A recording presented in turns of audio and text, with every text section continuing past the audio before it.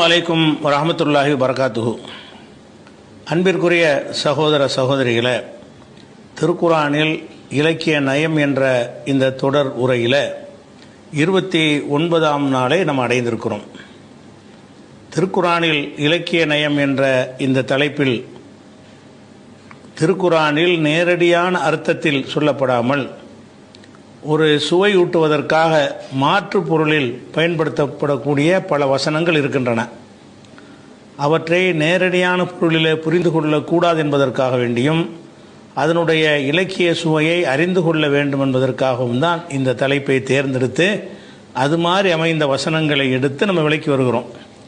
அந்த மாதிரியான ஒரு வசனம் என்னன்னு கேட்டால், ஒரு காரியத்தை செய்யக்கூடாது என்று சொல்வதை செய்யாதே, செய்யக்கூடாது என்று நேரடியாக சொல்வது அது ஒரு வகை.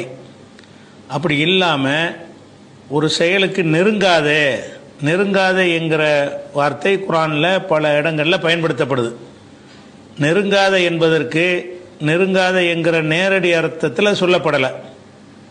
அந்த மாதிரி உள்ள விஷயங்களை ஒவ்வொரு அந்த நெருங்காத என்பது என்னென்ன அர்த்தத்தில் பயன்படுத்தப்படுகிறது அப்படிங்கிறத நம்ம பார்க்கணும். பெண்கள் சம்பந்தமான விஷயத்தை சொல்லும் பொழுது அவங்கள நெருங்காதீங்க என்று சொல்லப்படுமையானால், உலகம் பூரா உள்ள புரிதல் பிரகாரமும் அரபு மொழியில் உள்ள இலக்கியத்தில் உள்ள புரிதல் பிரகாரமும் அரபுகளுடைய வழக்கத்தின் பிரகாரம் எடுத்துக்கொண்டீர்களேயானால் நெருங்காதன்னு அர்த்தம் கிடையாது.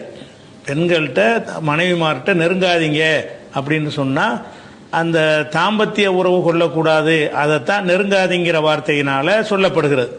அப்போ நெருங்காத என்பது பெண்களை குறித்து சொல்லப்படும் என்று சொன்னால் அதையெல்லாம் என்ன அர்த்தம் வரும்னு கேட்டால், நெருங்கிறதுங்கிற அர்த்தம் வராது. கணவன் மனைவி ஒன்றா நெருங்கி உட்கார்றது அதுக்கு தடைன்னு அர்த்தம் வராது. நெருங்காதீங்கன்னு சொன்னால் அது தாம்பத்தியம் ஈடுபடாதீங்கிற அர்த்தத்தெல்லாம் வரும்.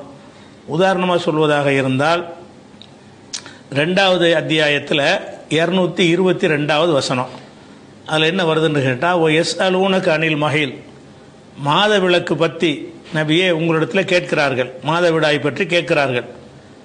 அந்த மாதவிடாய் நேரத்தில் மனைவிமாரோட தாம்பத்தியம் கொள்ளலாமா என்பதை பற்றி கேட்கிறார்கள். கொல் நபியை நீங்கள் சொல்லிவிடுங்கள், ஹுவ அதன், அது ஒரு தொல்லை, பெண்களுக்கு ஒரு தொல்லையான ஒன்றாக இருக்கிறது. அதனால ஃபாத்தஸுலுன் நிசா ஃபில் மஹில், மாதவிடாய் நேரத்தில் பெண்களை விட்டு விலகி கொள்ளுங்கள். வலா தக்ரபோகுன்ன, அவங்கள நெருங்காதீர்கள். ஹத்தா எத்துஹுர்ன, அவர்கள் தூய்மையாகும் வரைக்கும் நெருங்காதீர்கள் அப்படின்னு குர்ஆனில் இருக்குது. நெருங்காதீர்கள் என்பதை நேரடி அர்த்தம் கொடுக்கிறதா அல்லது இது ஒரு மாற்று பொருளில் சொல்லப்பட்டிருக்கிறதா என்றால் நேரடி அர்த்தம் கொடுக்கக்கூடாது. மாதவிடாய் நேரத்தில் மனைவியும் கணவனும் ஒன்றா உட்கார்ந்துருக்கலாமா? உட்கார்ந்துருக்கலாம், அது நெருக்கம்தான். ஒரு தட்டில் சாப்பிடலாமா? சாப்பிடலாம், அது நெருக்கம்தான். அவங்க சாப்பிட்டதை அவங்க வாய் வச்சதை நம்ம சாப்பிடலாமா? நம்ம வாய் வச்சதை அவங்க சாப்பிடலாமான்னா செய்யலாம். அப்போ மாதவிடாய் நேரத்தில் நபிகள் நாயகம் ஸல்லல்லாஹு அலைஹி வஸல்லம் அவங்களுடைய வழிகாட்டுதல் பிரகாரம் மனைவி நெருங்காமையெல்லாம் இருக்கலை. வேறு சமுதாயங்களில் மாதவிடாய் நேரங்களில் கொல்லைப்புறமாக தூக்கி அவங்கள போட்டுருவாங்க, வீட்டுக்குள்ளே சேர்க்க மாட்டாங்க. அவங்க தீட்டு அப்படிங்கிற மாதிரி என்ன செய்வாங்கன்னு கேட்டால், அவங்கள சமைக்க விட மாட்டாங்க, பாத்திரத்தை தொட விட மாட்டாங்க, அவங்களுக்கு தனி பாத்திரம் கொடுத்துருவாங்க. அவங்க தீண்டத்தகாதவர்களைப் போல என்ன செய்வாங்க, பெண்கள்லாம் நடத்தப்படுகிறார்கள் பிற சமுதாயங்களில். நபிகள் நாயகம் ஸல்லல்லாஹு அலைஹி வஸல்லம் காலத்தில் யூதர்கள் அந்த மாதிரி தான் நடத்திக்கிட்டு வந்தாங்க. அப்போ நெருங்காதீங்கன்னு சொன்னால் அதைத்தான் சொல்லுதா? அதை சொல்லலை. நெருங்காதீங்கன்னு சொன்னால் பெண்கள் விஷயமாக நீங்கள் நெருங்காதீங்கிற அர்த்தம் என்னன்னு கேட்டால், தாம்பத்தியம் கொள்ளாதீர்கள் அப்படிங்கிற அர்த்தத்துக்கு தான் வரும்.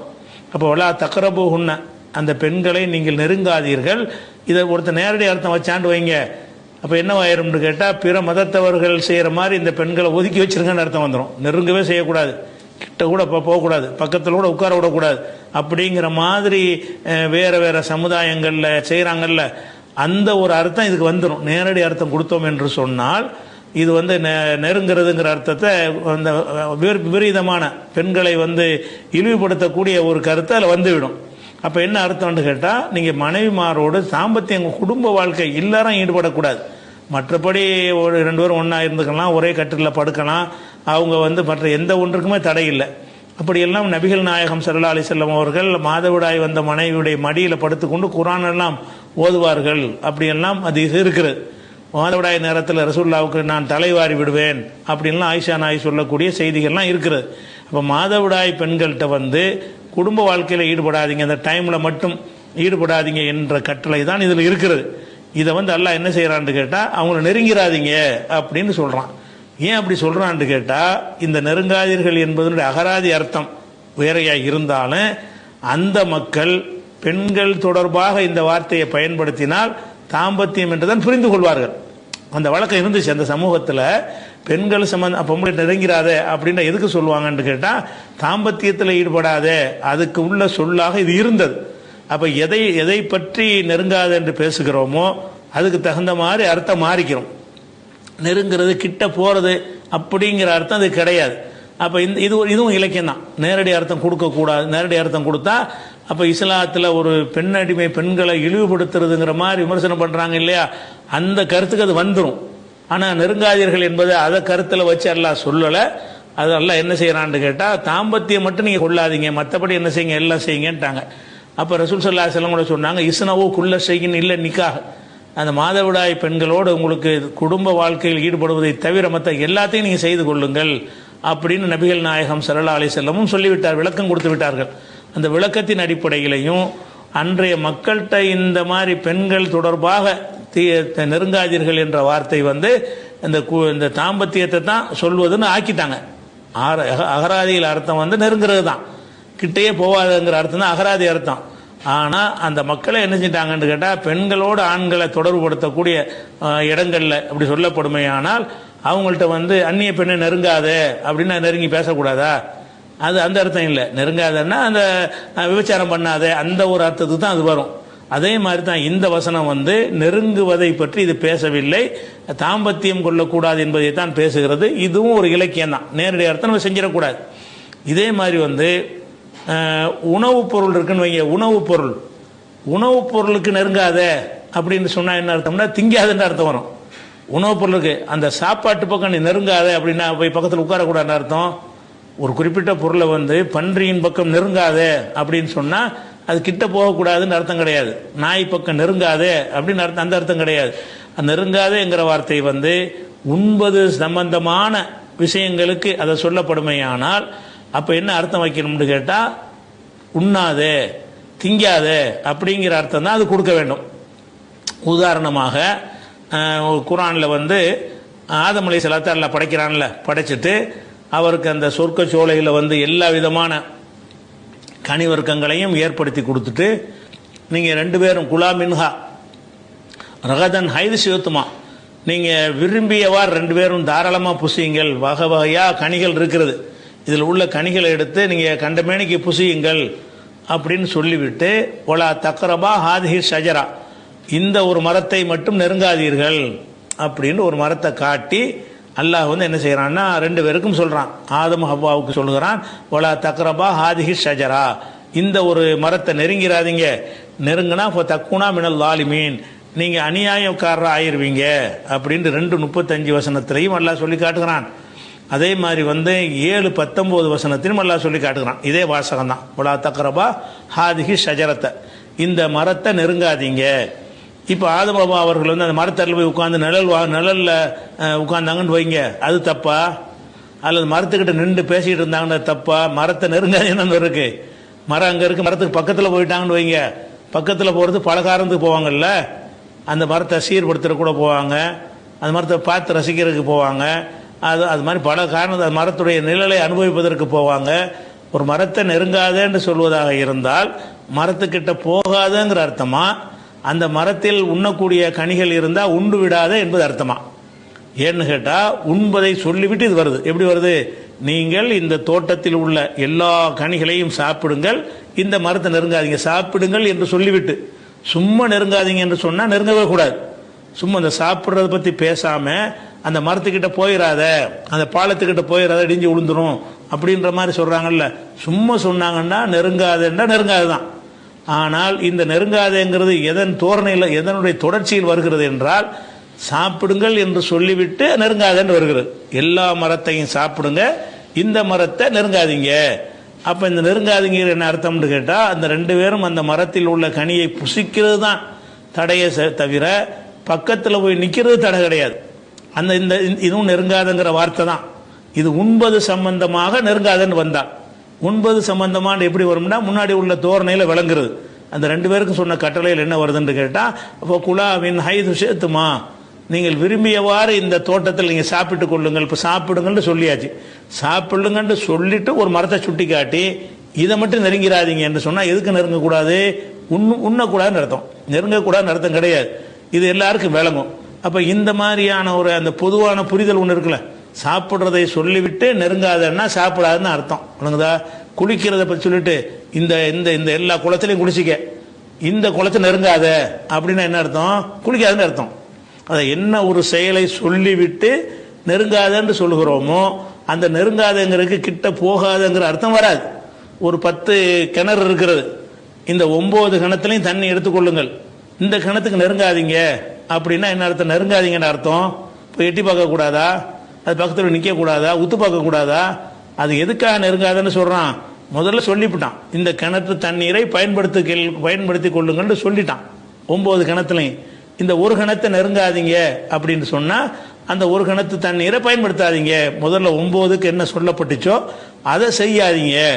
அப்போ இது எதை பற்றி பேசுகிறோமோ அதுக்கு பிறகு ஒரு நெருங்காதீங்கன்னு வந்துச்சுன்னு சொன்னால் நெருங்குற அர்த்தம் வராது. அதில் என்ன சொல்லப்பட்டு இருந்துச்சோ அதுக்கு முந்தி அந்த காரியத்தை இந்த ஒரு விஷயத்துக்கு நீங்கள் செஞ்சிடாதீங்க. அப்போ நீங்கள் இந்த மரத்தை நெருங்காதீங்கிற வார்த்தைக்கு என்ன செய்யணும்? நம்ம நேரடி அர்த்தம் கொடுக்கலாம். எப்போ கொடுக்கலாம்? மரத்தை நெருங்காதீங்கிறதே கட்டளையாக இருந்தால் நெருங்கக்கூடாதுங்கிற கட்டளை தான் எடுக்கணும்.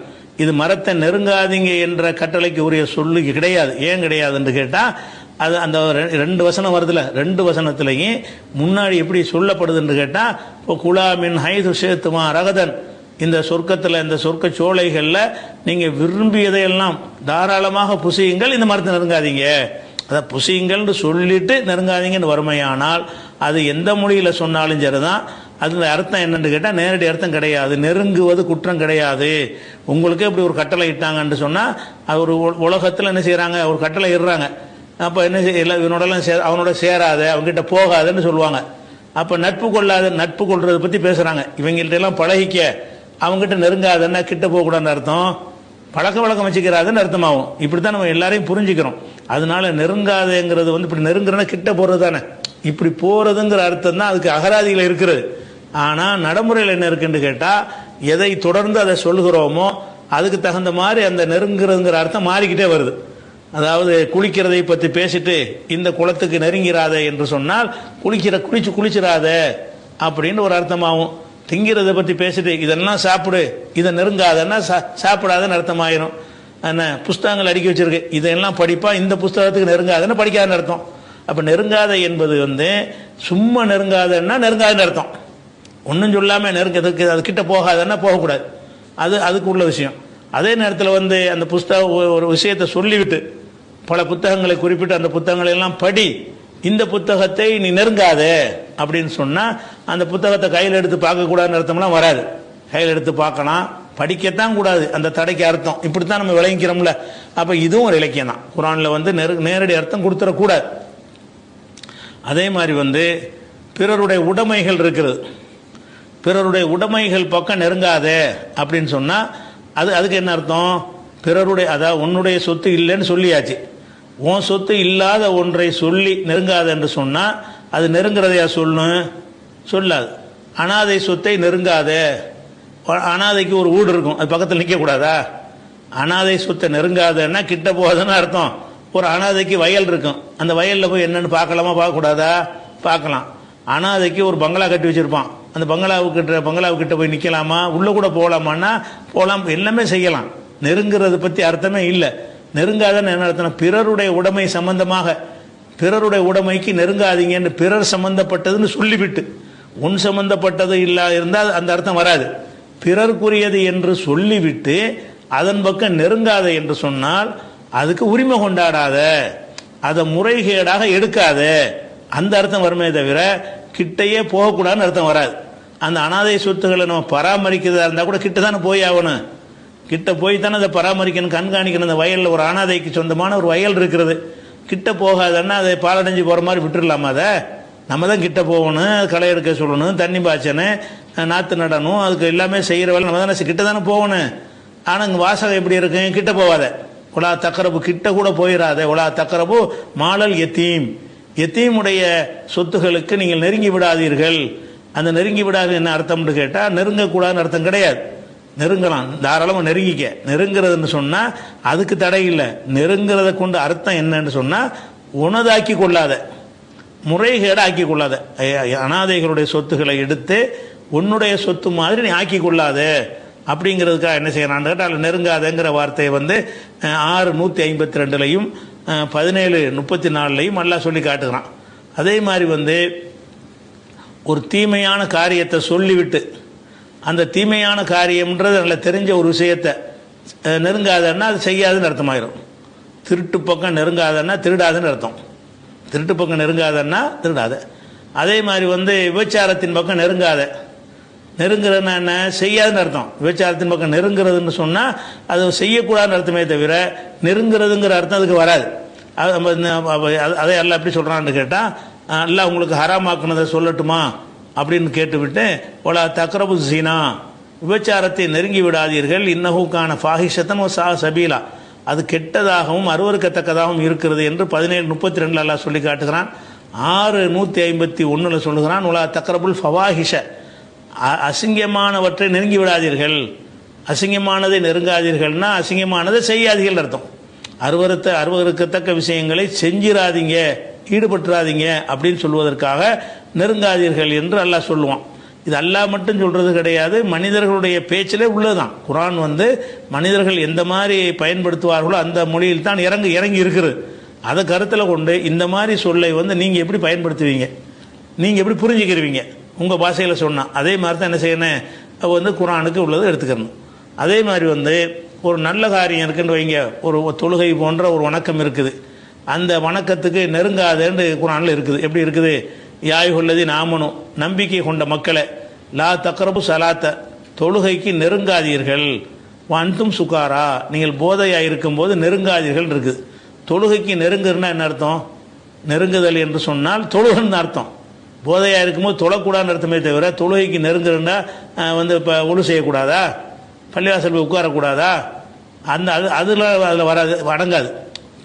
கூடுதல் பேணுதலுக்கு நம்ம சொல்லிக்கலாம், இப்போ நெருங்க வேணாங்கிறான், அதனால் இதையெல்லாம் கூட தவிர்த்துக்கங்கிறது ஒரு கூடுதல், ஒரு அட்வான்ஸ், ஒரு போதனையாக சொல்லலாமே தவிர சட்டம் என்ன, எதுக்கெல்லாம் கேள்வி கேட்பான், போதையாக இருக்கும்போது தொழுதா கேட்பானே, போதையாக இருக்கும்போது தொழுவாதுன்னு சொல்லியிருக்கான்ல, எதுக்கு தொழுதாண்டு.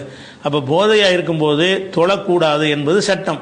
ஒரு நல்ல ஒரு வணக்கத்தை சொல்லும்போது அதை நெருங்காதீங்க என்று சொன்னால் அதை செய்யாதீங்கன்னு அர்த்தம்.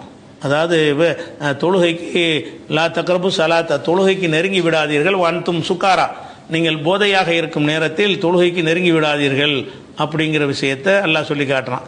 அதே மாதிரி ஒரு எல்லையை வகுத்து விட்டு, ஒரு லிமிட் போட்டு, கோடை போட்டு, இதான் உன்னுடைய எல்லை, அந்த எல்லைக்கு நெருங்கிறாத அப்படின்னு சொன்னால் எல்லையை கடக்காதுன்னு அர்த்தம். எல்லையை நெருங்குறது தப்பு கிடையாது தானே.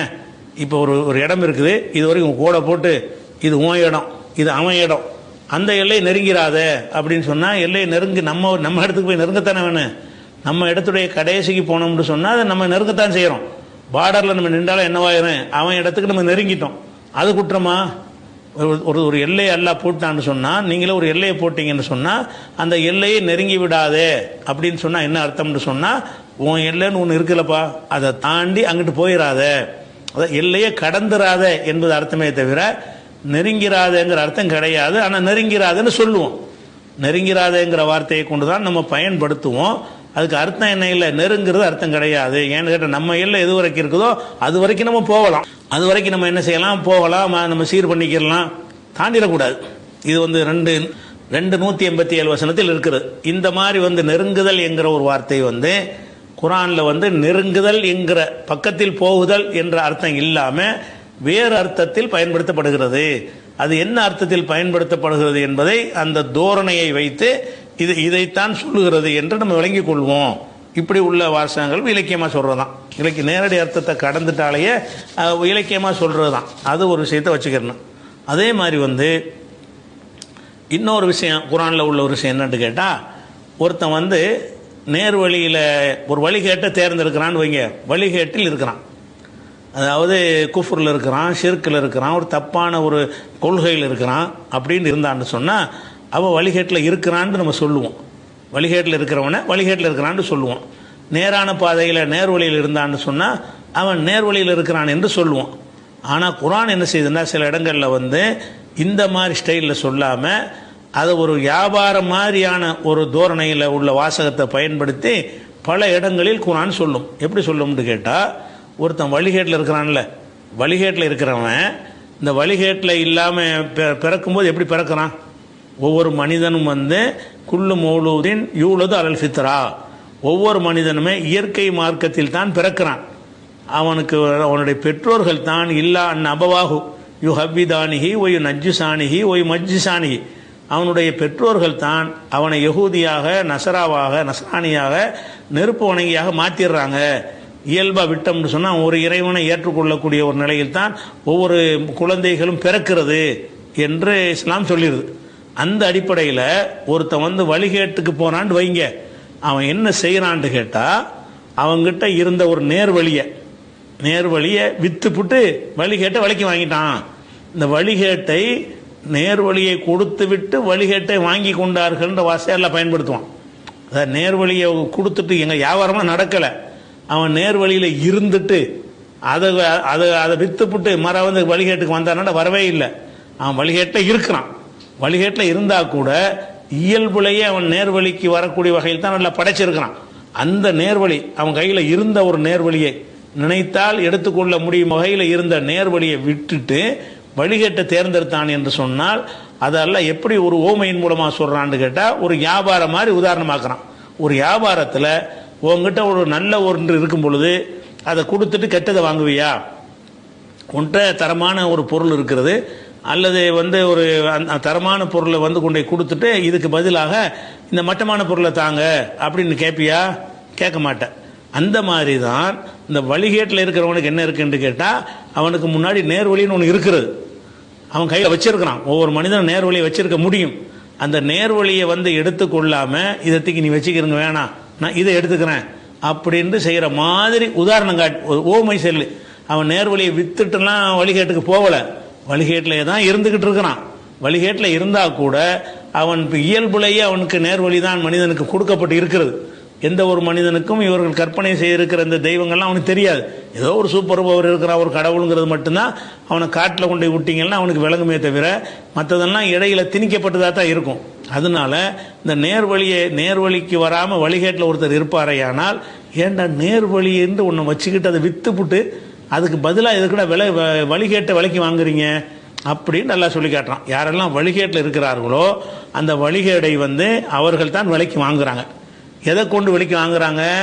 அவங்கள்ட்ட இருக்க வேண்டிய நேர்வழியை, அவங்களுக்கு உடமையாக இருந்த நேர்வழி அனைவருக்கும் சொந்தமானது, அனைவருக்கும் உடமையாக இருக்கிற அந்த நேர்வழியை இது எனக்கு வேணாம்னு இதை எடுத்துக்கிட்டு அதை தாங்கன்னு வாங்குற மாதிரி ஒரு வியாபாரத்தில். அதாவது ஒருத்தன் வந்து ஒரு கடையில் போய் அவன்கிட்ட இருக்கிற நல்ல காசை கொடுத்து விட்டு செல்லாத காசை கேட்டான்னு வைங்க, இவன் யாரு? ஏன்டா நல்ல காசை கொடுத்துட்டு எவனா செல்லா காசை வாங்குவானா? அழுகாத பழத்தை கொடுத்து விட்டு அழுகிய பழத்தை வாங்கிட்டு வருவானோ? பழக்கடைக்கு போகிறான், அழுகி போன பழத்தை கொடுத்து விட்டு அழுகாத பழத்தை கொடுத்து விட்டு அந்த அழுகின பழத்தை தாங்க அப்படின்னு ஒருத்தன் செய்வானா? செஞ்சால் அது லாஸ் தானே, மடத்தனம் தானே, செய்யக்கூடாது தானே. அந்த மாதிரி தான் யாரெல்லாம் வழிகேட்டில் இருக்கிறார்களோ அவர்கள் வந்து அவருடைய வேலை என்னன்னு கேட்டால், அவங்க தப்பான ஒரு வியாபாரம் பண்ணுறாங்க. மறுமைக்கு உள்ள வியாபாரம். என்ன தப்பான வியாபாரம் பண்ணுறாங்க?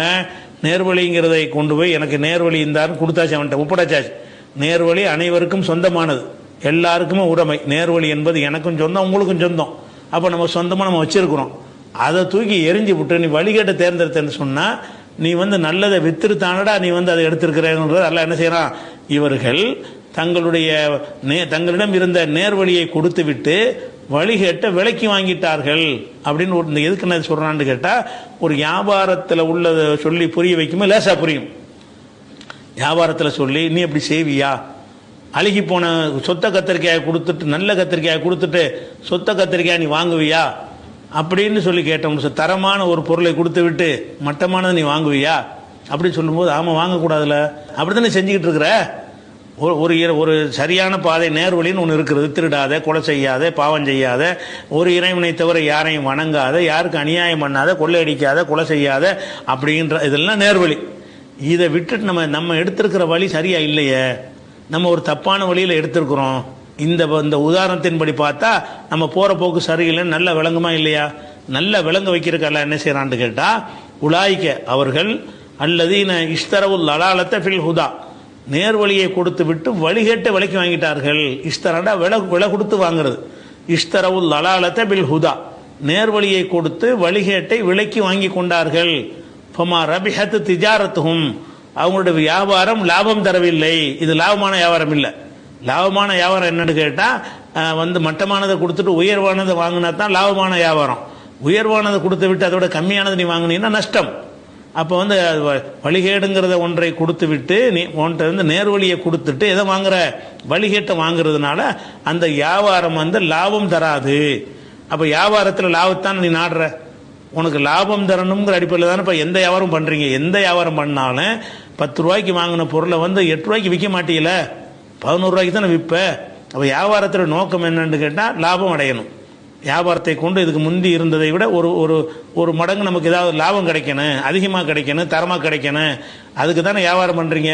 அப்போ அதில் இருக்கிற ஒரு வியாபாரத்தில் இருக்கக்கூடிய ஒரு அக்கறை மார்க்கத்தில் இருக்குதா? எவன் என்ன சொன்னாலும் ஒரு பொருளை ஒரு புடவையை வாங்க போனால் கூட அது என்ன செய்யணும், பிரித்து பார்த்து அதை பார்த்து இதை பார்த்து ஓட்ட இருக்கா அது இருக்கா அது இருக்கான்னு அவ்வளோ பிரித்து பார்த்து 2 மணி நேரம் செலவழித்து ஒரு பொருளை தேர்வு செய்யணும். அப்போ அந்த உலகத்து பொருளை வாங்கும்போது மட்டும் எவ்வளவு கவனமாக நீங்கள் செய்கிறீங்க. ஒரு காய்கறி கடைக்கு போனீங்கன்னா எந்த காய்கறி குவிச்சு போட்டிருந்தாலும் அள்ளிக்கிட்டு வர மாட்டீங்க. ஒன்றையா எடுத்து பார்த்து எதில் நல்ல நசுங்காமல் இருக்குது, கனிஞ்சு போகாமல் இருக்குது, அழுகி போகாமல் இருக்குது, பூச்சி விழாமல் இருக்குன்னா பார்த்து பொறுக்கி எடுக்கிறீங்களா இல்லையா? அப்போ உலகத்து விஷயத்தில் லாபம் தரக்கூடியதை நல்லா தேர்ந்தெடுக்கிறீங்க.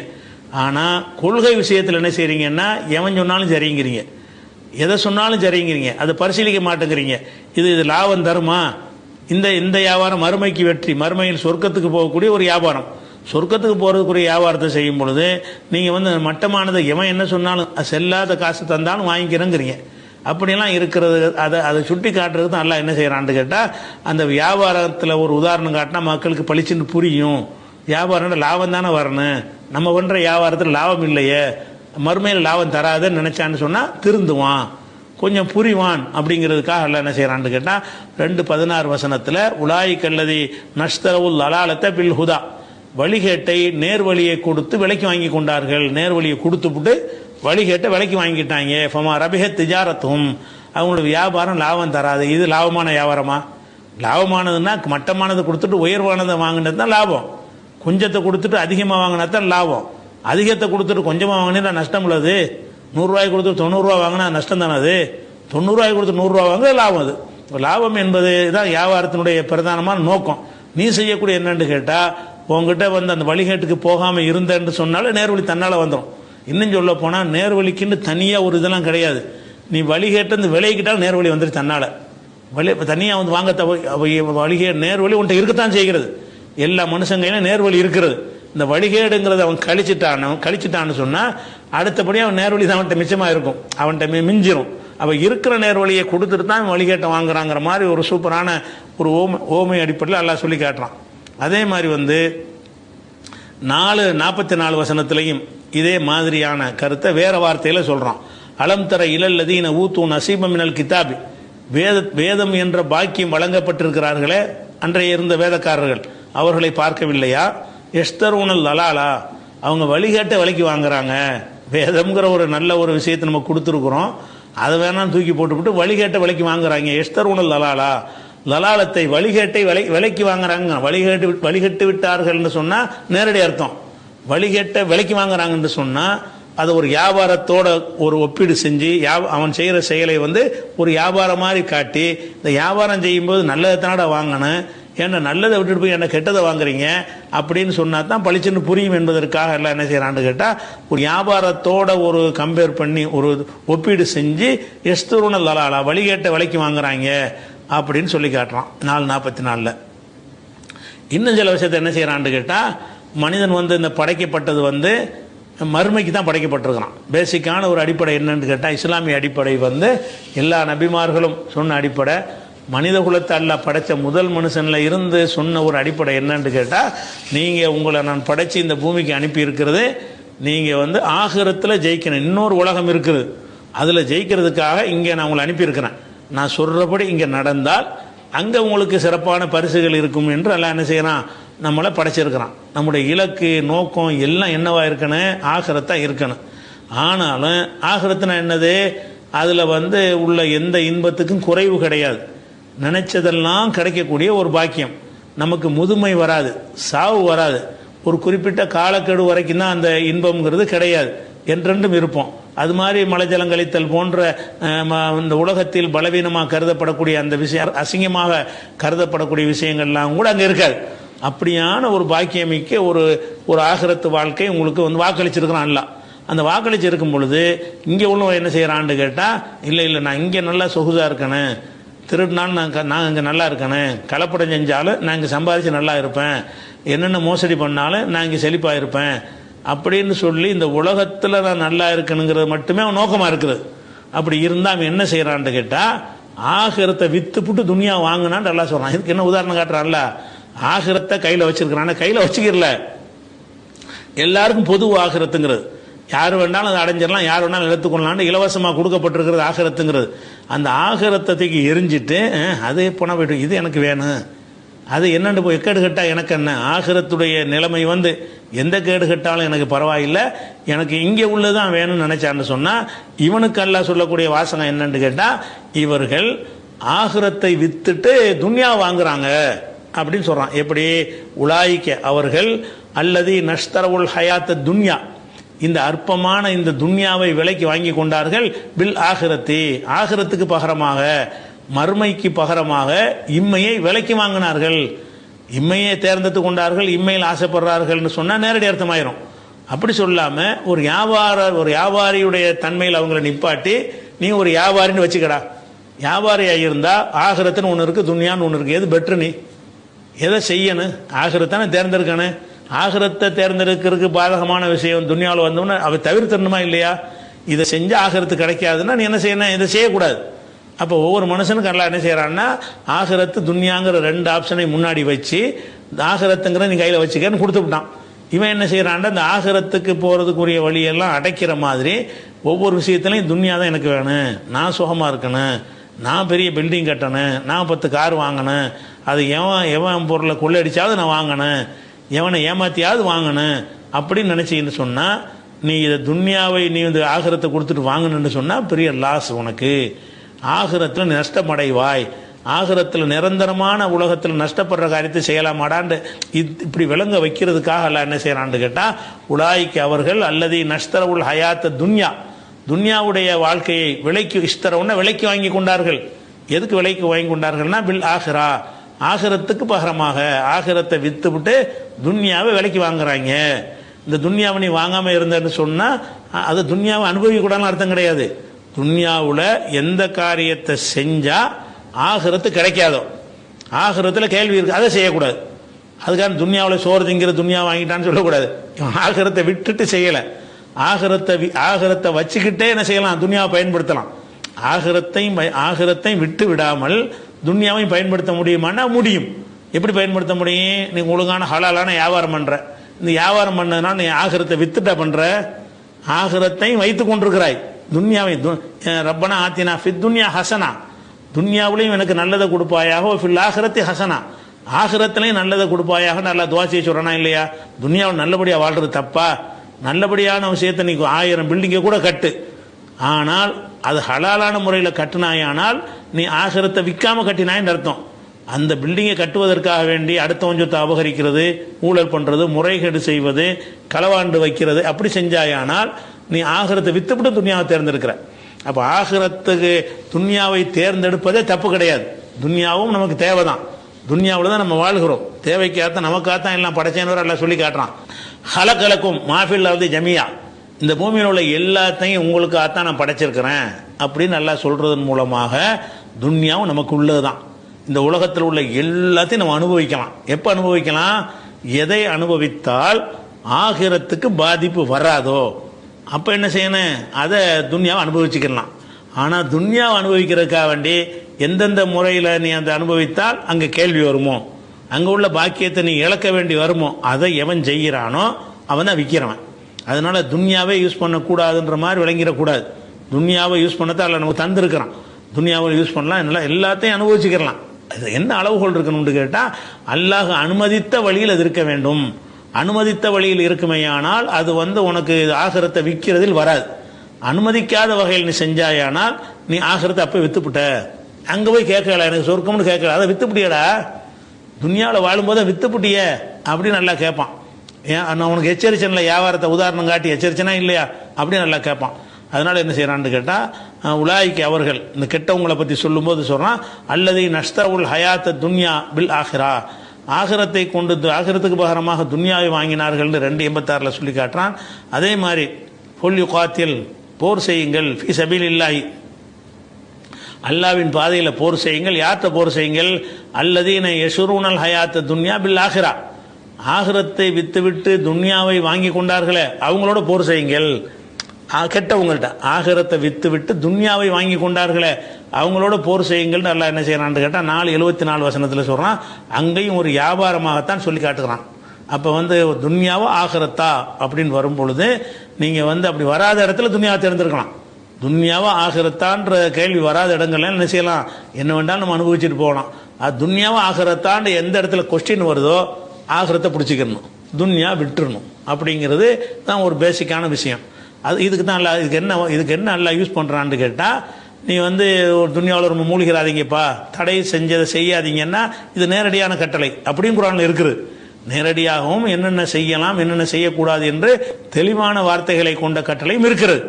அதை ஒரு இலக்கியத்தோட சொல்லலாமே என்பதற்காக வேண்டி ஒரு வியாபாரத்தோட கம்பேர் பண்ணி சொல்லக்கூடியது இது மட்டும்தான் இல்லை குர்ஆன்ல. துன்யாவில் எந்த அளவுக்கு நம்ம இருக்கணும் என்பதை விளக்குவதற்கு நிறைய நேரடியான கட்டளைகள் இருக்குது. அதுக்கு நேரடி அர்த்தமே கொடுக்கலாம்.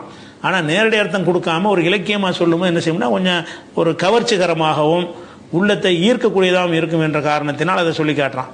அதே மாதிரி ஈமான் குஃப்ரு ரெண்டு இருக்கிறது. ஈமான்ங்கிறது என்னன்னு கேட்டால் அந்த நம்ப வேண்டிய விஷயங்களை நம்புறது, அல்லாஹ்வை நம்புறது, வானவர்கள் நம்புறது, இன்னும் எதையெல்லாம் அல்லாஹ் நம்பணும்னு சொல்கிறானோ அது எல்லாத்தையும் நம்புறதுக்கு பேர் ஈமான். குஃப்ருண்டா என்னன்னு கேட்டால் அதெல்லாம் மறுக்கிறதுக்கு பேர் குஃப்ரு. அதெல்லாம் கிடையாது, அல்லாஹ் கிடையாது, மர்ம கிடையாது, மலக்கு கிடையாது, சொர்க்கம் கிடையாது, நரகம் கிடையாது, திரும்ப எழுப்புதல் கிடையாது அப்படின்னு சொல்லி எல்லாத்தையும் மறுக்கிறான்ல, அதுக்கு பேர் குஃப்ரு. இப்போ ஒரு மனுஷன் ஈமான்கிறதுல தான் இயல்பாக படைக்கப்பட்டிருக்கிறான். ஏன்னா குள்ளு மௌலூதின் யூலது அல் ஃபித்ரான் அந்த ஹதீஸ் சொன்னோம்ல, எந்த குழந்தையாக இருந்தாலும் இயற்கை மார்க்கத்தில் தான் பிறக்கிறதுங்கிற வகையில் எல்லா மனுஷன்ட்டையுமே ஈமான்கிறது இருக்குது. இடையில தான் இது நுழையிறது. இந்த கல்லை கடவுளாக்குனா என்ன, மண்ணை கடவுளாக்குனா என்ன, கழுதையை கடவுளாக்குனா என்ன, பெரியார் கடவுளாக்குனா என்ன, மகான்களை கடவுளாக்குனா என்னங்கிறதெல்லாம் இடையில போய் நுழையிறது. நுழையும் போது இது விலைக்கு வாங்குறான்.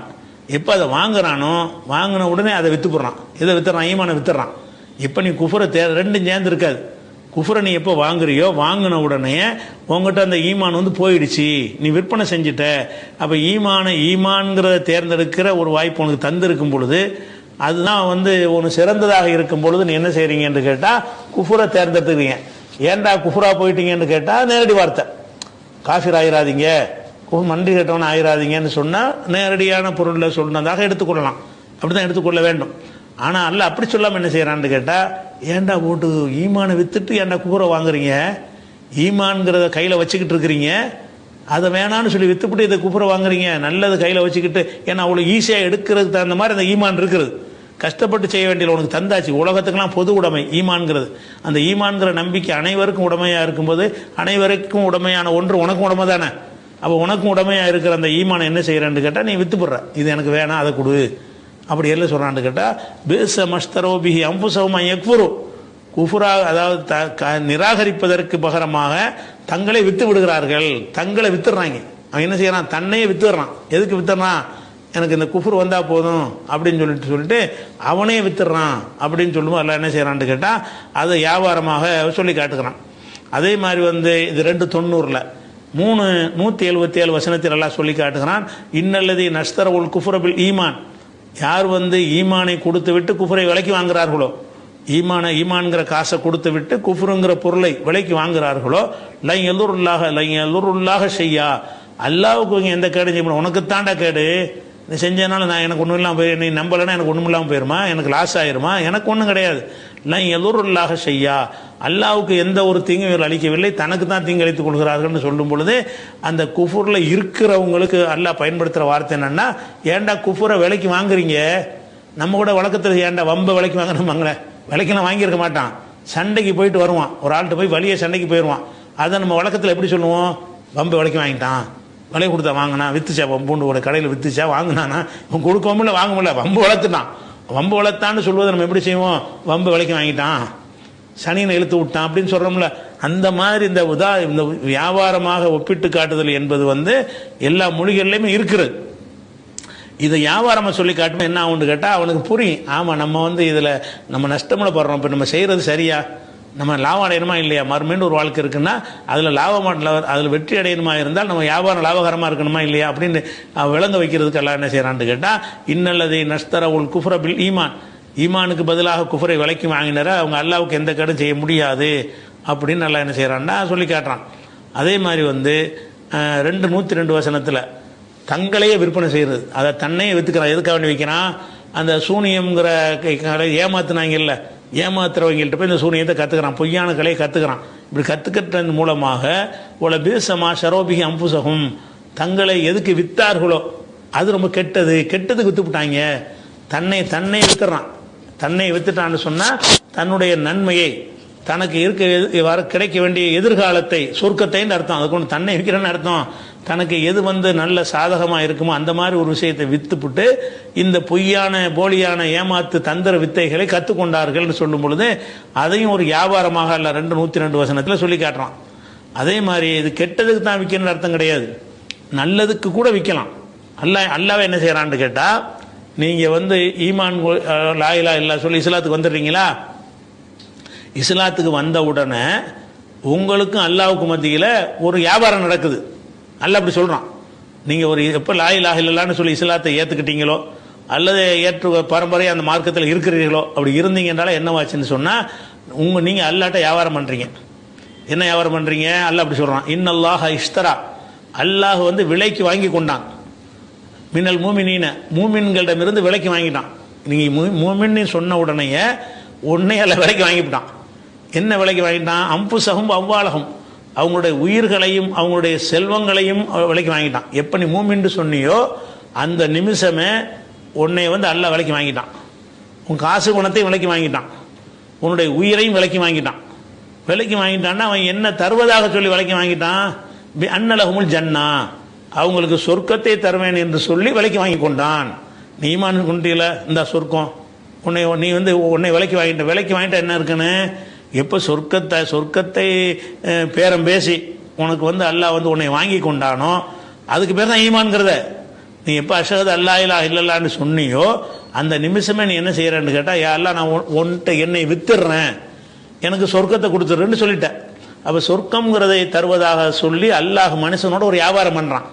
அல்லாஹ் ஒரு வியாபாரி மாதிரி ஆக்கி என்ன செய்யறான், தன்னையே ஒரு வியாபாரி மாதிரி புரிய வைப்பதற்காக வேண்டி தானே ஒரு வியாபாரம் பண்ற மாதிரி ஒரு கற்பனைகளை உண்டாக்கி என்ன செய்யறான், இந்த சொர்க்கத்தை வச்சுக்க, நீ உன்னை என்கிட்ட தந்துரு, உன்னுடைய காசு பணம் உசுரெல்லாம் என்கிட்ட கூட. அப்படின்னா என்ன அர்த்தம்னா, நான் விரும்பினபடி நீ செய்யணும், உன் உயிர் தான் உன் பொருள் தான், அதை எப்படி நீ செயல்படுத்தணும்னு சொன்னா, நான் வாங்கிட்டேன்ல, வாங்கிட்டு உன்கிட்ட தந்து வச்சிருக்கிறேன், அப்போ நீ என்ன செய்யணும்னு கேட்டால் நம்ம அல்லாட்ட வித்துவிட்டோம். இப்போ நமக்கு முடிவெடுக்க அந்த அதிகாரம் இல்லை. அவன் என்ன மாதிரி செய்ய சொன்னானோ அதை செய்வோம். அவன் மோசடி செய்யாதானே மோசடி செய்யக்கூடாது, நல்ல காரியத்துக்கு செலவு செய்யணும், நல்ல காரியத்துக்கு செலவு செய்யணும், இப்படின்னு எதெல்லாம் அல்லாஹ் உன்னை செய்ய சொல்கிறானோ அதெல்லாம் உனக்கு ஏற்கனவே பேரம் பேசி வித்தாச்சு, உன்னையே வித்துவிட்டானி. எதுக்கு வித்துட்ட, அல்லாஹ் சொர்க்கத்துக்காக வேண்டி என்னை நான் வித்துட்டேன் அப்படின்னு சொல்லிட்டீல. அப்போ நீ உனக்கு சொந்தம் கிடையாது, நீ உனக்கு சொந்தம் கிடையாது, நீ அல்லாஹ்வுக்கு தான் சொந்தம். ஒவ்வொரு மனுஷனும் ஒவ்வொரு மூமினுமே அவன் யாருக்கு உடைமையாயிடுறான், அவனாக ஒத்துக்கொண்டு அல்லாஹ்வுக்கு தன்னை உடைமையாக்கி கொண்டான். அல்லாஹ்வுக்கு உடைமையாக்கின பிறகு ஒரு அடிமை எப்படி நடக்கணும், அல்லாஹ் விருப்பப்படி தான் நடக்கணும். அல்லாஹ் என்னெல்லாம் உன்ட்ட விரும்புகிறானோ அவனுக்கு என்ன, அவன் நம்ம வித்துவிட்டோம், ஏற்கனவே வித்துவிட்டோம், நமக்கு ஒன்றும் கிடையாது, சொர்க்கத்தை அல்லாஹ் ஏற்கனவே தந்துட்டான், தரதா சொல்லிட்டான், அதனால நமக்கு இந்த காசு நம்ம காசு கிடையாது, வழங்குதா, நம்ம அல்லாட்ட கொடுத்துட்டோம். அதே நேரத்தில் நம்மளை வந்து நல்ல காரியத்துக்கு செலவு செய்கிற ஒரு பவரையும் தந்திருக்கிறான். ஒரு வேலைக்காரனுக்கு நம்ம போய் நல்லபடியாக தர்மம் செய்யடான்னு கொடுக்குற மாதிரி பவரை தந்துட்டான். அப்படின்னு நினைத்து தான் உங்கள் உயிர் விஷயத்திலையும் உங்களுடைய உடைமைகள் விஷயத்திலையும் நடக்கணும். அப்போ இதுக்கு இது சொல்கிறான்னு கேட்டால், இதில் வந்து ஒரு மனுஷன் வந்து ஏன் காசு ஏன் பணம் என்னுடைய வீடு என்னுடைய பங்களான்னு சொல்லி தானே அநியாயம் பண்ணுறான். அது உடைஞ்சால் மட்டும்தான் நீ வந்து சரியான முஸ்லீமாக இருக்க முடியும். உன்னுடையது தான். உன்னுடையதுன்னு சொன்னால் உனக்கு அல்லாஹ் தந்தது வழங்க, நீ அல்லாட்ட வித்தது அல்லாஹ் உனக்கு தந்தான். அது கூட கூட நமக்கு அவனே தந்து விட்டு அவனே வாங்கவும் செய்கிறான் பாருங்க. அது கொடுத்தது அல்ல தான் கொடுத்தான். எல்லாத்தையும் கொடுத்தா கூட என்ன செய்யறான்னு கேட்டால் உரிமையை ஒத்துக்கிறான்ல. நான் தான் கொடுத்தேன், இருந்தாலும் நீ தான் சொந்தக்காரன் ஆகிட்டேன். இப்போ என்ன செய்யறேன், உன்ட்ட நான் விலைக்கு வாங்குறேன். உனக்கு தந்த உயிர்களை நான் விலைக்கு வாங்கிட்டேன், உனக்கு தந்த உடைமைகளை நான் விலைக்கு வாங்கிட்டேன். அப்போ உன்னுடைய உடைமைகளை நான் விலைக்கு வாங்கிட்டேன்னு சொன்னால் உனக்கு அந்த ரைட்டு கிடையாது. அப்போ நான் சொல்கிறபடி எல்லாம் செய். அந்த காசு பணத்தை செலவழிக்கிற எல்லாத்தையுமே நம்ம வாட்டுக்கு நல்லா சொன்னபடி செஞ்சுட்டே இருப்போம். நம்ம ஏற்கனவே விற்றுவிட்டோம், நம்ம விற்றதுனால அக்ரிமெண்ட் பண்ணி நம்ம என்ன செய்வோம், நடந்துருவோம், சொர்க்கம் கிடைச்சிடும். அப்போ இன்னல்லாஹ இஷ்தரா மினல் மூமினீன, மூமின்களிடமிருந்து அல்லாஹ் வந்து விலைக்கு வாங்கி கொண்டான். அன்புசகும் அம்பாலகும், அவங்களுடைய உயிர்களையும் அவங்களுடைய செல்வங்களையும் விலைக்கு வாங்கி கொண்டான். பி அன்னலகுமுல் ஜன்னா, அவர்களுக்கு வந்து சொர்க்கம் இருக்கிறது என்று நினைஞ்சிட்டான், விலைக்கு வாங்கி கொண்டான். அதே மாதிரி இப்படி ஆரம்பிக்கிறானா, அதே வசனத்திலே 9:111 ஆரம்பிக்குது.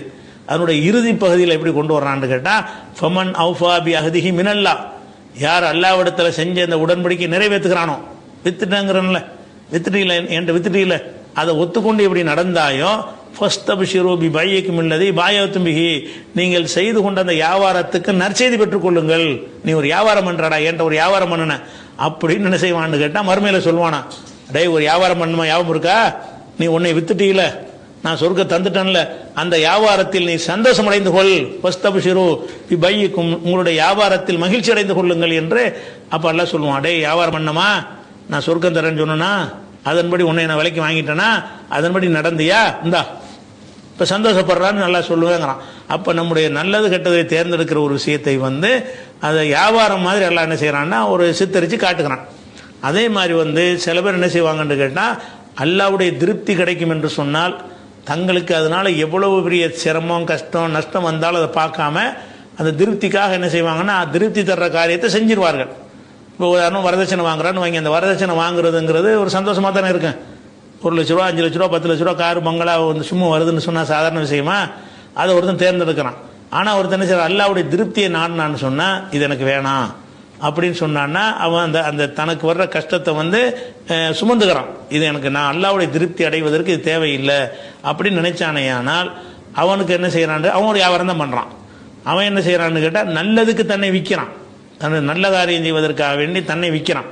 அப்போ ஒமினன் நாசி மையஸ்ரீ நப்சஹு இப்திகா மர்லாத்தில்லா, அல்லாஹ்வுடைய திருப்தியை நாடி தங்களையே விற்பனை செய்யக்கூடிய மக்களும் மனிதர்கள் இருக்கிறார்கள். தங்களை வித்துருவாங்க அல்லாஹ்வுக்காக வேண்டி, உயிர் தியாகம்லாம் பண்றாங்கல்ல, அல்லாஹ்வுக்காக தான் நான் இருக்கிறேன், அந்த தீமை எதிர்ப்பதற்காக வேண்டி என்னை அடிப்பான அடிச்சுட்டு போடா, என்னை கொண்டுறதா கொண்டுட்டு போடா, என்ன வேணாலும் செஞ்சுட்டு போடா, நான் வந்து அல்லாஹ்வுடைய திருப்திக்காக இது செய்யறேன். அப்படித்தானே அன்னைக்கு உள்ள சஹாபாக்கள் ஒவ்வொருத்தரும் தியாகம் பண்ணாங்க, உயிர் தியாகம் இதுக்கு பண்ணாங்க. தெரிஞ்சுக்கிட்டு தானே போனாங்க. சின்ன கூட்டமாக இருந்தால் கூட பெரிய கூட்டத்தை ஏற்று நின்றாங்க. மக்காவுலன்னு சொத்து பத்தையெல்லாம் விரட்டி விட்டுருவான்னு தெரிஞ்சா கூட எதுக்கு அந்த சின்ன நம்பராக இருக்கும்போது அந்த மார்க்கத்தை ஏற்றுக்கிட்டாங்க. எல்லாம் தங்களை விற்றவர்கள் தான், தங்களை வித்துட்டாங்க. நாங்கள் வேண்டியதே இல்லை, நாங்கள் எங்களை வித்துறோம். எங்களுக்கு வேண்டியது என்ன, அல்லாஹ்வின் திருப்திங்கிறது நாங்கள் கொள்முதல் பண்ண ஒரு பொருள். அந்த பொருளை கொள்முதல் பண்ணுவதாக இருந்தால் எங்களை நாங்கள் வித்துருவோம். அதை எங்களை வித்தா தான் அந்த அந்த அல்லாஹ்வுடைய திருப்தி கிடைக்கும் என்று சொன்னால் அதுக்கு நாங்கள் தயாரு.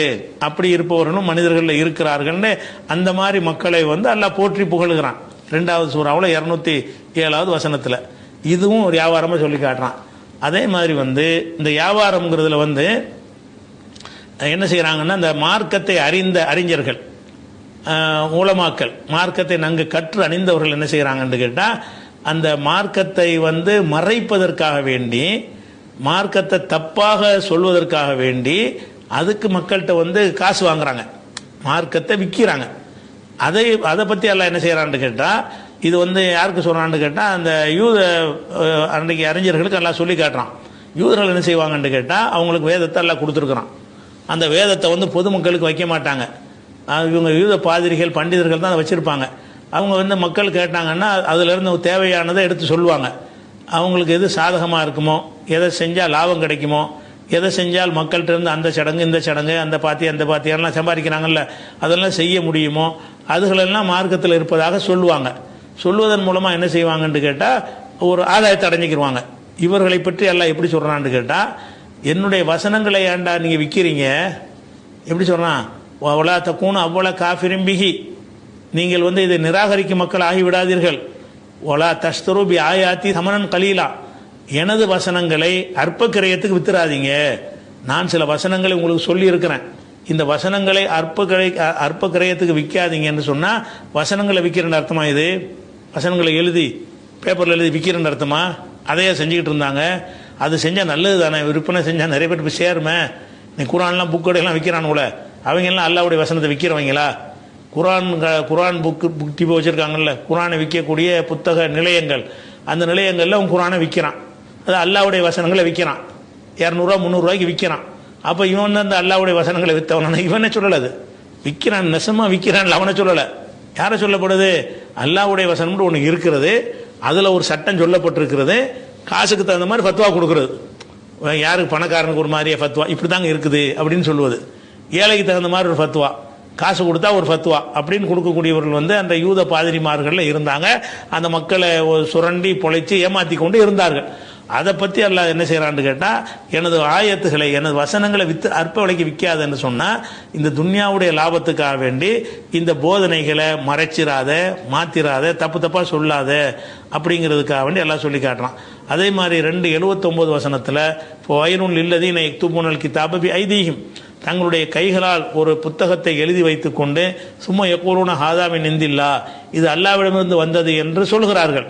எதற்காக சொல்கிறார்கள் என்று கேட்டால், எஸ்தரோபி சமணன் கலீலா, ஒரு அற்ப கிரயத்தை பெறுவதற்காக வேண்டி, ஒரு அற்பமான ஒரு ஆதாயத்தை பெறுவதற்காக வேண்டி இப்படி தான் அல்லாஹ் சொன்னான் அப்படின்னு அவங்களா ஒரு கருத்தை உண்டாக்கி கொண்டு அது அல்லாஹ் பேரில் போட்டு செய்கிறாங்களே, இவங்க அற்ப கருத்து விற்கிறாங்கன்றான். அது என்னமே விற்கவே இல்லை, எழுதின புத்தகத்தை கொண்டு விற்றான் இல்லை.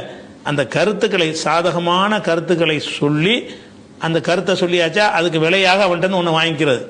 ஒரு விவாகரத்து நடந்துருமா, 3 தலாக்கு சொல்லிடுவான், என்ன செய்வான், காசு வாங்கிட்டு 3 தலாக்குனாலும் இல்லை நான் 10 ரூபா கொடுக்கணும்னு சொல்லி காசு கொடுத்து சேர்த்து வச்சிருவாங்க. அக்கா மகளை கல்யாணம் பண்ணுறாமா பண்ணி வச்சிருவாங்க, ஏன் காசு வாங்கிட்டு, அது இந்த சரிதாங்க அப்படிம்பாங்க. அதை செய்யக்கூடிய மார்க் அறிஞர்கள் நம்ம சமுதாயத்தில் இருக்கிறாங்க. வட்டி கடைக்கு போய் பாத்தியா வரவங்க இருக்கிறாங்க. இதே மாதிரி இந்த மாதிரி செயல்களை அன்றைக்கு இருந்த யூத மத குருமார்கள் செஞ்சார்கள். அவங்கள தான் எல்லாம் என்ன செய்கிறான்னு கேட்டால், அற்பமான விலையை கிரயத்துக்கு அதை செய்கிறார்கள். அதே மாதிரி 2:174 அல்லாஹ் சொல்றான், இன்னல்லதீன யக்துமூனமா அன்ஸலல்லாஹு மினல் கிதாப், அல்லாஹ் அவர்களே வேதத்தை மறைக்கிறார்களே, வயஸ்தரூன பிஹி சமணன் கலீலா, அவர்கள் அற்பமான கிரயத்தை பெற்றுக்கொள்கிறார்களே, மறைத்து பெற்றுக்கொள்கிறார்கள். மறைக்கிறது தான் விற்கிறதுங்கிறான். அதை மறைக்கிறது, அச்சடிச்சு கொடுத்து விற்கிறேன்னு சொல்லலை. வேதத்தில் ஒன்று இருக்குது, கேட்டாப்பெல்லாம் இல்லையேங்கிறான், விற்று விட்டாங்க. வேதத்தில் விற்கிறேன்னு என்ன அர்த்தம்னா, வேதத்தின் போதனையை மறைத்து உண்மையை சொல்லாமல் பொய்களை சொல்லி ஆதாயம் அடைகிறாங்க பாருங்க. அந்த ஆதாயத்துக்கு பேர்னா என்னன்னு கேட்டால், தன்னைத்தானே விற்கிறாங்கன்னு அர்த்தம், வேதத்தை விற்கிறாங்கன்னு அர்த்தம். இன்னல்லதீன யக்துமூனமா அன்ஸலல்லாஹு மினல் கிதாப், அல்லாஹ் அவர்களுடைய வேதத்தை யார் மறைக்கிறார்களோ, மறைத்து விட்டு யஸ்தரூன பிஹி சமணன் கலீலா, அற்பமான ஒரு கிரயத்தை வாங்கி கொள்கிறார்களோ, உலாய்க்கமா ஏக்குலூன ஃபீ புத்தூனிஹிம் இல்லன்னார், அவங்க நெருப்பத்தான் சாப்பிட்றாங்க அப்படின்னு சொல்லும் பொழுது இதையும் அல்லாஹ் என்ன செய்யறான்னு கேட்டால் விலைக்கு வாங்குறதுங்கிறான். அதே மாதிரி ஒய்து அகதல்லாஹு மீசாக்கல்ல, இது 387 இருக்கிறது. ஒய்து அகதல்லாஹு மீசாக்கல்லதின் ஊத்துல் கிதாப, வேதம் கொடுக்கப்பட்ட மக்களிடத்தில் நம்ம உறுதிமொழி எடுத்தோம். எப்படி எடுத்தோம்? லத்து பையினன்னஹுல் இன்னாசி, மக்களுக்கு இதை தெளிவுபடுத்த வேண்டுமோலா தக்துமோனஹு, அதை மறைக்கக்கூடாது என்று உறுதிமொழி எடுத்தோம். நபதுஹு வரா லுஹுரிஹிம், அதை முதுகுக்கு பின்னாடி தூக்கி எறிஞ்சு விட்டார்கள். ஒஸ்தரோ பிஹி சமணன் கலீலா, அற்பமான ஒரு கிரயத்தை பெற்றுக்கொண்டார்கள், அற்ப காசுக்காக வேண்டி. அது வேதத்தை தனியாக வை, நான் சொல்றேன் வேதம் அப்படின்னு சொல்லி கெடுக்கிறார்கள் எல்லாம் சொல்லி காட்டுறான். அதே மாதிரி 399 வருஷம் சொல்லி காட்டுகிறான், நல்ல மக்கள் இருக்கிறார்கள் வேதமுடையவர்கள், அவங்க என்ன செய்ய மாட்டாங்கன்னு கேட்டால், லா யஸ்தரூன பி ஆயாத்தில்லா, அன்னைக்கு இருந்தாங்க ரசூலுல்லாஹ்வுடைய காலத்தில் யூத மத பாதிரிகள் இருந்தாங்க, இஸ்லாத்தை ஏற்றுக்கொண்டார்கள். அவர்கள் எப்படி இருந்தார்கள் என்று கேட்டால், அல்லாஹ்வுக்கு பயப்படுவார்கள், ஹாஷியன் இல்லா, அல்லாஹ்வுக்கு பயப்படுவார்கள்.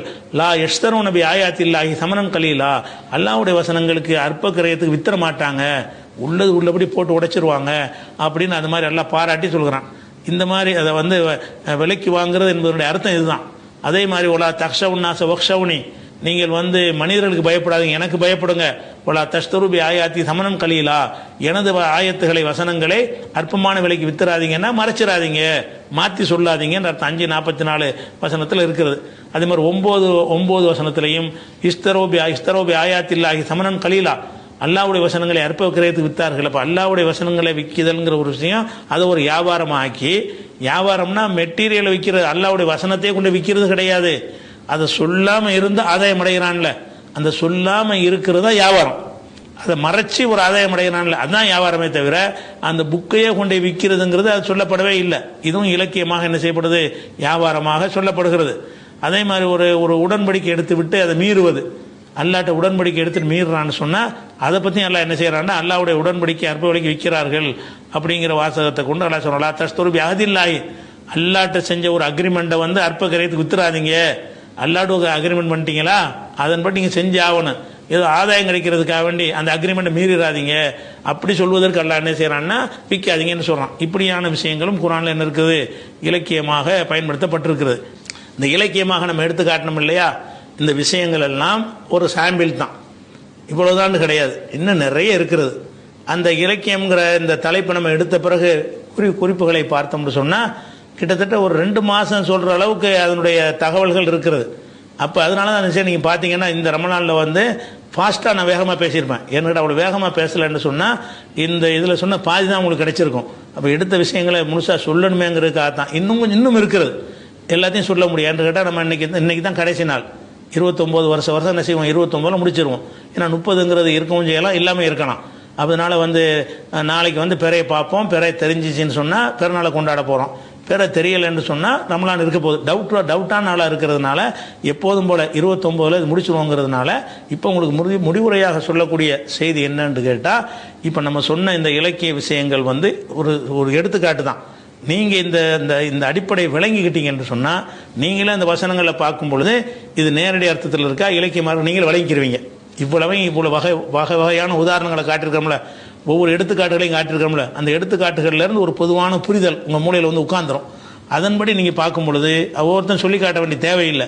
நீங்களே பார்க்கும் பொழுது அல்லாஹ் வந்து எந்த வார்த்தையை போடுறான், இதில் ஒரு இலக்கியம் இருக்குது, இது பார்க்கவே நல்லா ருசிகரமாக இருக்குது, கவர்ச்சிகரமாக இருக்குது அப்படின்னு நீங்களே விளங்கி கொள்ள முடியும். ஒவ்வொரு மனிதருமே ஒரு இலக்கியம் 10 இலக்கியத்தை ஒருத்தன் படிச்சிட்டான்னு சொன்னால் 100 இலக்கியத்தையும் படிச்சிருவான், அவனே படிச்சிருவான். 10 இலக்கியத்தை வந்து ஒரு ஆசிரியர்கிட்ட படிச்சுட்டான்னு சொன்னால் அதுக்கு பிறகு உள்ள ஆயிரக்கணக்கான இதையும் படித்து அந்த இலக்கிய சுவை அவன் விளங்கி கொள்ள முடியும். அந்த மாதிரி குர்ஆனில் வந்து இன்னும் நிறைய இருக்கிறது. குர்ஆனை அர்த்தத்தோடு வாசிக்கும் பொழுது நேரடி அர்த்தத்தில் வந்திருக்குதா, ஒரு இலக்கிய சுவையோடு வந்திருக்கான்ற பார்வையில் நீங்கள் பார்த்துக்கிட்டு வாங்க. இன்னும் நிறைய உங்களுக்கு கிடைக்கும். உங்களுடைய சிந்தனை விரிவாகும், மார்க்கத்துடைய அறிவு அதிகமாகும். அதனால இதுதான் இதனுடைய அடிப்படையான விஷயம். இன்னும் நிறைய எடுத்த விஷயங்கள் நிறைய இருக்கிறது.